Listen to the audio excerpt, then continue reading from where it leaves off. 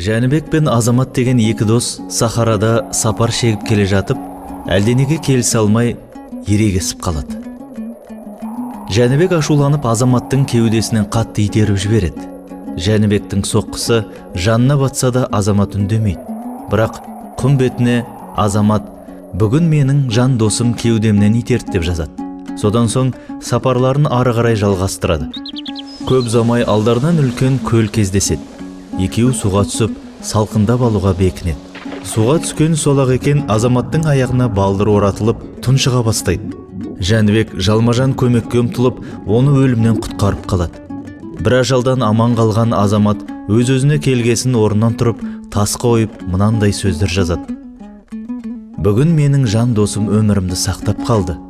Жолдасының ісіне аздап таңғалған Жәнібек: «Алғашқы ісімді құмға жазып едің, соңғысын тасқа жазып жатырсың.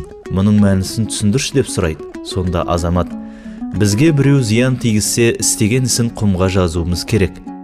Кешірім желі суырып, оны өшіріп жіберуге жеңіл болады.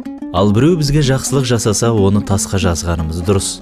Қандай дауыл, борандар болса да, оны ешқашан өшіре алмайды» деген екен ақылды бала Азамат.